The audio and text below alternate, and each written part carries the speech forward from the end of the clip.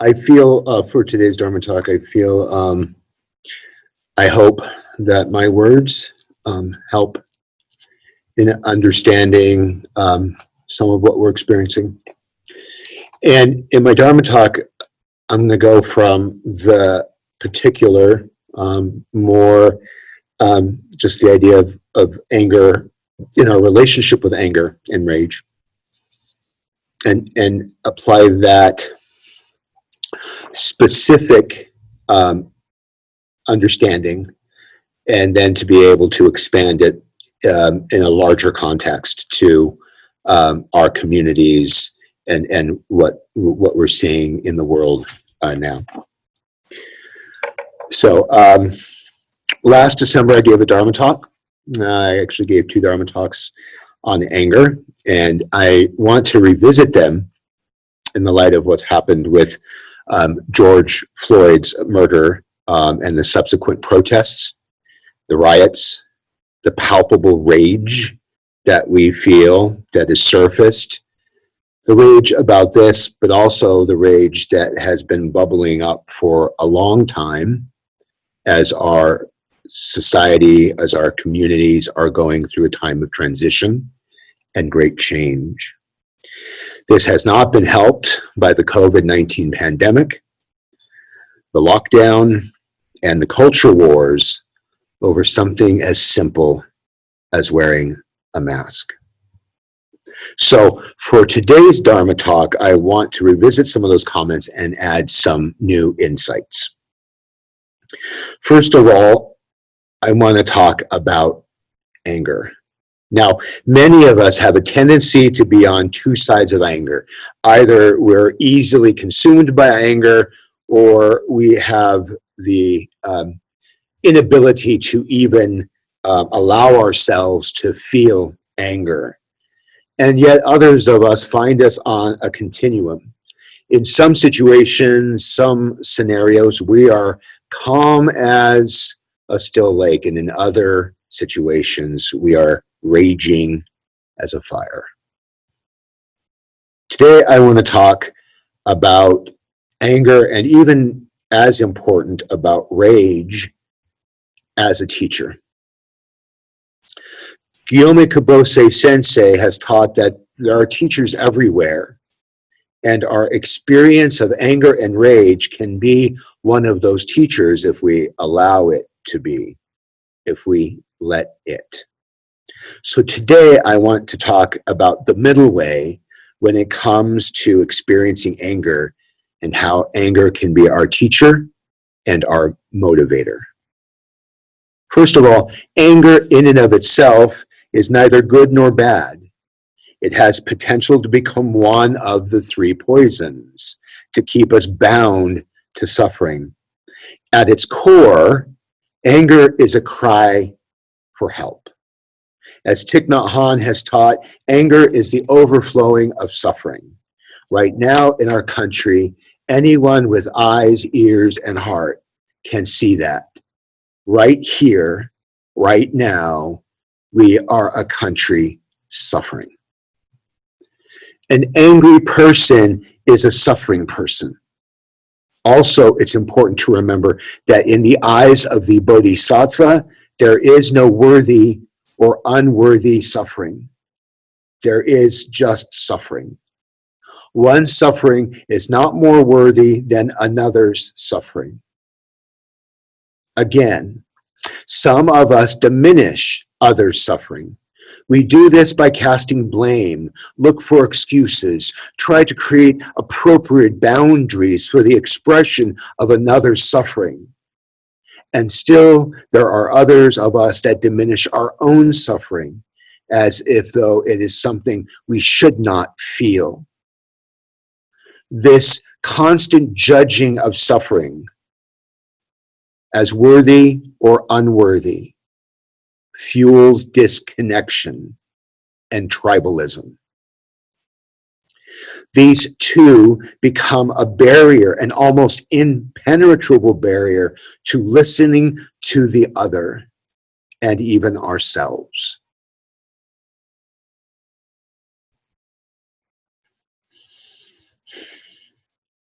From a Buddhist perspective, suffering is suffering. And I want to share an example of what I mean by that. Years ago, my poetry professor was a Nigerian, and he had been put on death row when he was just 18 years old for writing a novel that seemed to parallel the regime of the time. As a man in his country, he witnessed childhood soldiers and wrote about the horrors they experienced. One day, a student asked, "What can I write about? I haven't seen what you have seen. The suffering of my childhood seems indulgent compared to what you have seen." His response was to share what you know and do not diminish the suffering you have experienced. It is yours. So what about anger? What about the rage we may be feeling right now? I can see in my own practice a shift, a willingness to feel more the rage of what I am feeling. And the interesting thing is when most people think of the Buddhas, they think of peaceful, serene beings, the face of a Buddha, unperturbable. We think that we follow the way, that if we follow the way, we must always be calm. We must always be equanimous. We need to be more Zen, more like a Buddha. But to say that a Buddha is never angry is only seeing half a Buddha. I love this quote from Shunryu Suzuki. Quote, "If a Buddha is not upset when he should be upset, that is also the violation of the precepts. When he needs to be angry, he needs to be angry." End quote. This may be new for some of us. And I want to come back to that later and where that quote comes from. But here is a misperception or a misunderstanding of the Dharma. The Buddhist teachings are not about being calmer, though that can be a fruit of practice. It's all about turning our worlds upside down and breaking us open. It's about feeling more, not less. It's the opposite of spiritual bypassing. So we have this preconceived notion of calm Buddhas, and because few of us have seen the fierce, angry Buddha of the Tibetan, Japanese traditions like Fudo, we think somehow if I'm feeling anger or rage, somehow I am not a good Buddhist or there is something wrong with my practice.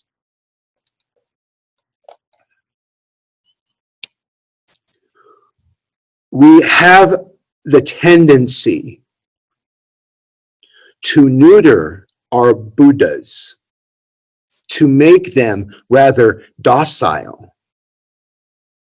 I love that in some traditional forms of Buddhism, there are angry Buddhas.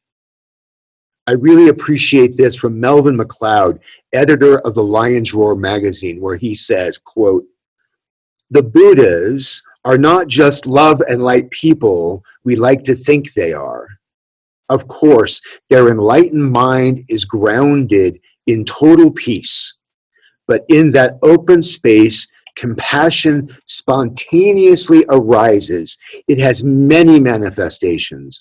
One is the pure energy of anger. Anger is the power to say no. This is our natural reaction whenever we see someone suffer. We want to stop it. The Buddhas say no to the three poisons that drive injustice. They are angry about our suffering, and they will happily destroy its causes. They aren't angry at us. They're angry for us." End quote. Now, there are different kinds of anger. There is protective anger, and destructive anger, and a form of anger that leads to our own awakening. And what I want to do is I want to focus on this idea of protective anger as the power to say no. But before I do, I want to share a little of my own relationship with anger. Growing up, I lived in a house of an impotent fire that couldn't catch its breath. A house made of hungry knives, a house made from clutching hands, a house made of bruises. Anger, both spoken and unspoken, took up all the rooms in our house and sucked out all the air. The anger of life, marriage not being as it was supposed to be, my father's hostility, my mother's passivity, both of them angry and neither having the power to say enough. The lesson I learned early about anger, the formula was clear. Father gets angry, mom gets angry, then they fight. Then they call each other names. Dad leaves, angry, slams doors. Mom breaks down crying. Mom goes into a deep depression. And I get to take care of mom. I'm 9. I'm 9 years old, and that's my job. Lesson learned from an early age, do not get angry. You will be left. My experience was different than most men. In our society, it's okay for men to get angry. It's also an unwritten law of masculinity. A man who does not get angry, there's something wrong with him. Women, on the other hand, are also not allowed to get angry. An angry woman is not an angry woman. She's a bitch. Our cultural karma has us all twisted up in knots when it comes to anger. My experience helps understand those that have a problem with expressing anger, and even more so, that kind of raging anger. But there is a quiet, smoldering anger that I carried for a long time, and I limped along with that anger. There's also this insidious, passive-aggressive anger that we all know from little micro anger and micro expressions. The passivity, the snide remark, or more accurately termed covert aggressive anger. It wants to come out. It wants to say, enough is enough, basta. But it's too fearful. Regardless of how we react to anger, by fueling it or by closing it down, the reality of anger is that, as Bernard Goldman, PhD, taught, quote, it emerges from a longing for release, from pain and suffering that may not be fully accepted or even recognized. Like the baby's cry, our anger stems from some perceived threat, as well as anguish, feelings of anxiety, fear, shame, powerlessness, self-doubt, end quote. And I would like to add, grief. We can see this now, especially in our communities of color. So few of us can even fathom the generational depth of suffering, the trauma that echoes across generations. We love to pretend we understand, we are compassionate, and we give our opinions on the appropriate way to express anger and rage. But who are we? As Martin Luther King said in his speech, as he is expressing his continual belief in nonviolence, he still said, quote, "The riot is the language of the unheard. End quote.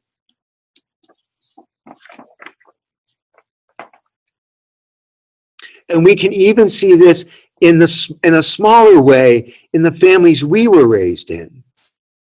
I look at my parents. My father's anger was his powerlessness to help the woman he loved from unraveling in front of him because of her mental illness. And my mother's constant argument with reality as it is, and her shame and anxiety over her powerlessness. I think it is our relationship with powerlessness or a feeling of being disempowered that fuels much of our anger. It doesn't matter when you look left or right, it's the same. The feeling of powerlessness strikes fear to our small ego self that needs to feel in control. And therefore, when it feels powerless, it tries to feebly assert itself in outbursts of anger at some of the smallest things. And yet sometimes we are silent in our rage that simmers, because we've been taught from a young age to wear a mask of civility. And most of the time, our outbursts of anger, our general outbursts of anger, are not in the service of others, but in the service of ourself and our own needs. It is the frightened call of a child that cowers into the protective shield of woe is me, and oh, the injustice that I see. But that is not saying there are not injustices, that there is not woe. It's just our tiny little world. Destructive anger is indulgent. It is the raging fire that gives no light. My relationship with anger has totally changed when my therapist was asking me if I ever got angry, and my response was, no. My first wife and I never fought, and we prided ourselves on that, as if our relationship was extra special. Maybe it's because we both didn't know how to say no. I wonder if we even knew how to say yes. I wonder how many marriages continue primarily because of the centrifugal force created in their courtship or their life by children being born.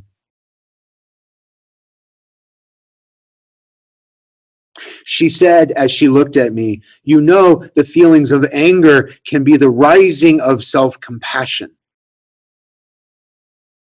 That blew my mind. Allowing myself to be angry is allowing some self-compassion in, can help me generate the energy to say, no, enough. Boundaries are necessary before we attempt to dismantle our stories.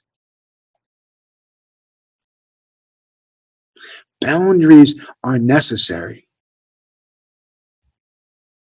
Anger, even rage. If I could have learned to feel these things earlier in my life, I might have been able to save my first marriage.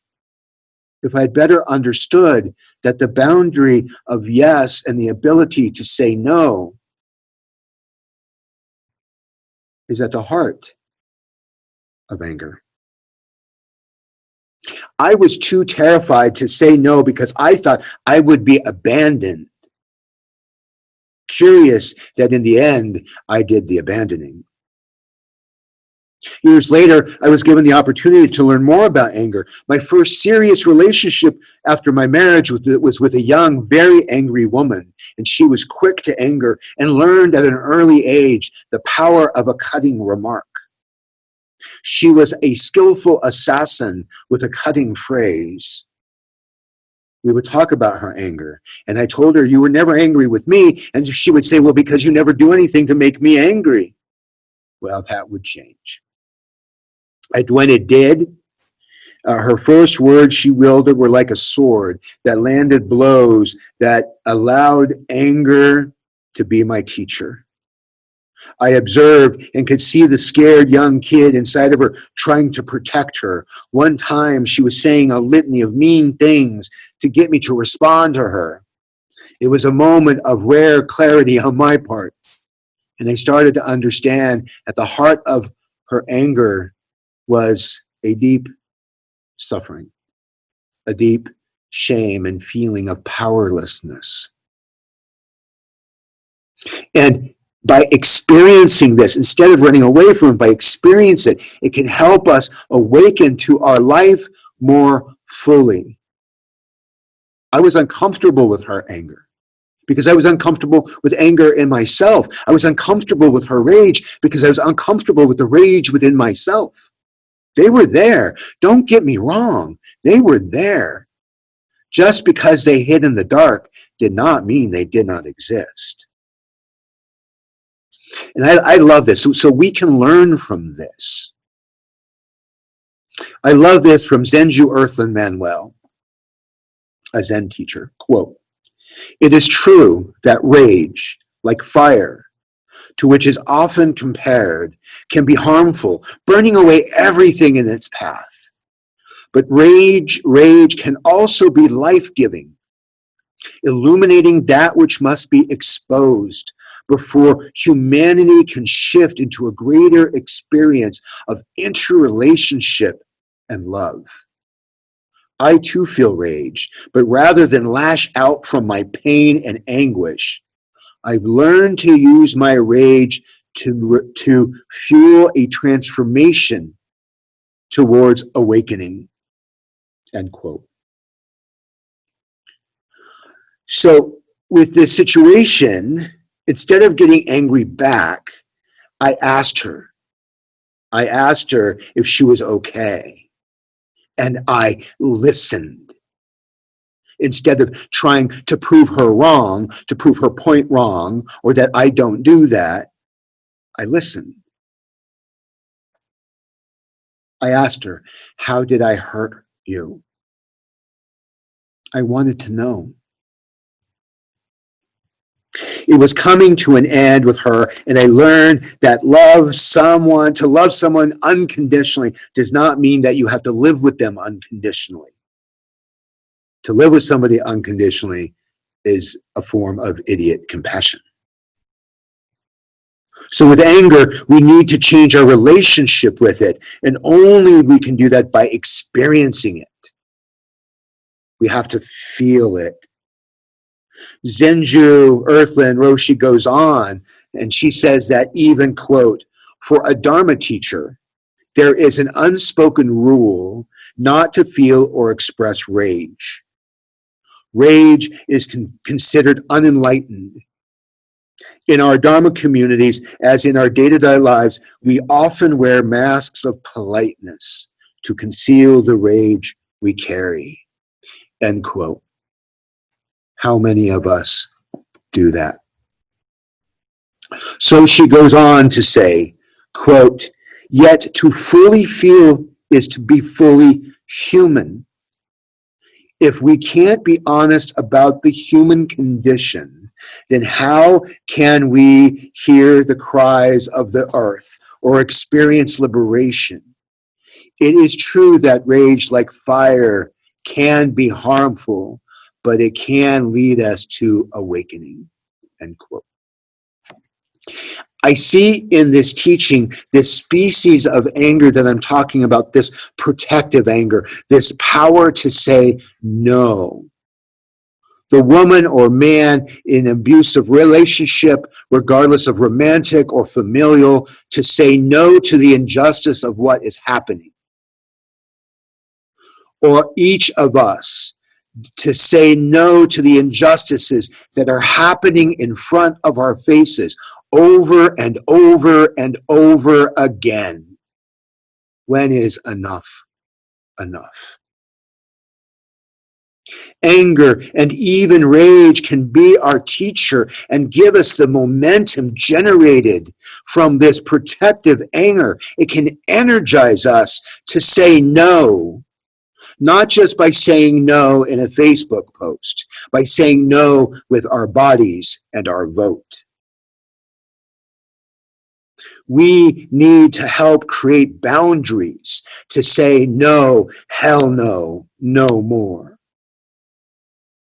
I see protective anger coming out of our innate Buddha nature from the great compassionate heart of all awakened beings and in the service of others. When Suzuki Roshi's students were asking him about getting emotionally upset when you see someone hurting another person, I appreciate his response to his student and this subtle distinction between emotionally upset and being affected by what you're seeing. Suzuki Roshi responded, quote, "Upset emotionally, I don't think a Buddha would be upset. Affected, yes. There is a big difference between the two. A Buddha may be upset quite easily in the sense of being deeply affected. But when he is upset, it is not because of his attachments. Sometimes he will be very angry. Angry is allowed when it is a Buddha's angry, but that is not the same anger we usually have." End quote. The anger I usually have is definitely not a Buddha's anger. And that is what I am trying to cultivate. I still at times revel in the anger and revenge story and somebody getting justice. But that's not the anger of a Buddha. I like to see the protagonist and the antagonist get their justice. But that is not the Buddha of an anger, the anger of a Buddha. What do I see the anger of the Buddha embodying? Here's a short little poemish thing I wrote. A Buddha's anger. A Buddha's anger is not violent, but assertive. A Buddha's anger is not blinded by its own righteousness. A Buddha's anger is not fickle, but determined, unbowed. A Buddha's anger is protective, awake, wise, and focused on liberating all beings from suffering, delusions, and stupidity. I think I have some support for this conclusion from traditional Japanese Buddhism, where there is a guardian bodhisattva named Fudo Myo-o. He is the guardian of wisdom, the unshakable spirit that personifies the virtue of perseverance. Google Fudo and find an image of him. He is portrayed as holding a sword in his right hand and a coiled rope in his left. With this sword of wisdom, akin to Manjushri, he cuts through delusions and ignorance. And with the rope, he binds the violent passions and destructive emotions, transmits the teachings and injunctions of the universal Buddha of all living beings. Through his expression of anger, of protective anger, Fudo's nature is at its heart one of compassion, and his vow is a vow to be service of all beings for eternity. For me, Fudo is the representation of protective, compassionate anger, the anger of a Buddha. So what does that look like in our world that seems to be on fire with anger, greed, and hatred? And this is nothing new. The Buddha had his fire sermon 2,500 years ago. And the temperature may be a little hotter only by a degree. Much of the anger we see now rising today is the anger born of fear, and it is one of the most dangerous of angers. We see the overflowing of destructive anger, anger in the service of self and not of others. At the same time, we see the rise of protective anger, when enough is enough and we must speak out. And when we do, we need to be vigilant and not let the righteousness of our own anger blind us to the suffering of others. I think this is one of the ways my anger is not a Buddha's anger. And another way that our anger can be like a Buddha's anger is to free it of this righteousness. I also think that we struggle because to cultivate the anger of a Buddha because we have still not made the connection of our anger and our rage to our deep grief. But that's another Dharma talk.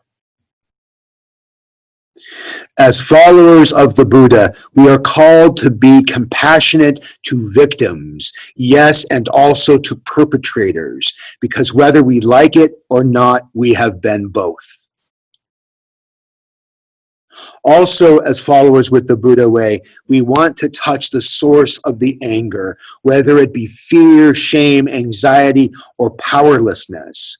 When anger arises, we ask ourselves, what is the anger calling out for? Anger is an insistent invitation to look and listen to the cry from within and from without. And we have this tendency to translate another person's anger in our own words. We try to create boundaries of what is appropriate and not appropriate. We are attached to how we see the world and how the world should be. But as the Buddha teaches us that this present moment, this is it. Our suffering comes from wanting this to be different. Each individual experience is their experience. And instead of telling each other how we should respond or act, start to listen to one another. If we can encapsulate someone else's anger in a sentence or two, we are not exploring the depths of ourselves or another person.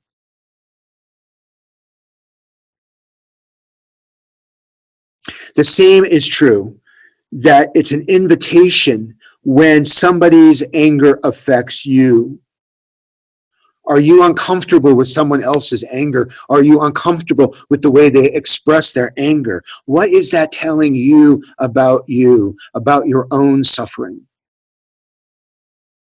about your relationship with anger?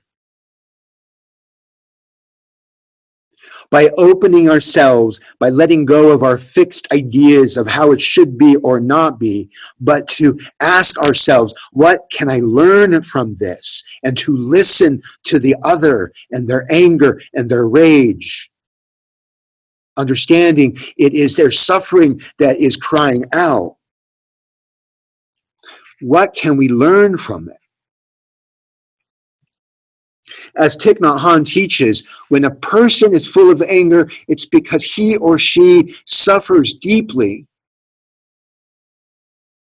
He goes on to say, quote, when you look deeply into your anger, you will see that the person you call your enemy is also suffering. As soon as you see that the capacity of accepting and having compassion for them is there. End quote. Even when we do this, it doesn't mean that all problems will be resolved or all ill will be abolished, that we will all join hands and sing Kumbaya. Regardless of our efforts and in spite of them, some will hold on to their anger tenaciously. Because, as James Baldwin has written, quote, I imagine one of the reasons people cling to their hate so stubbornly is because they sense that once the hate is gone, they will be forced to deal with the pain. End quote. That being said, the Buddha has asked us to be steadfast in our practice. I want to be like Fudo. I am not afraid to wear the face of protective rage. I love the symbolic elements of Fudo, Mu-o-o. I appreciate this from Venerable Jinmo Renge. Quote, the images and statues of Fudo. Fudo stands enveloped by the flames of passion, aggression, and stupidity. He or she, it's hard to tell, stands chained to a stone in the midst of these flames, chained by the vows that he has made to liberate all beings who dwell in the hell realm of confusion and grasping. The rock on which Fudo has voluntarily chained himself represents the ground of reality.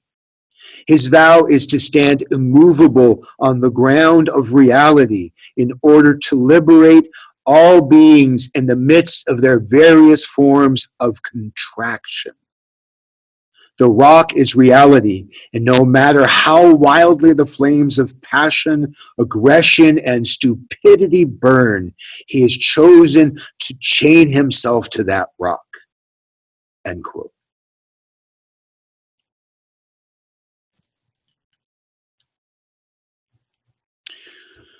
Where do we stand? Where are we standing?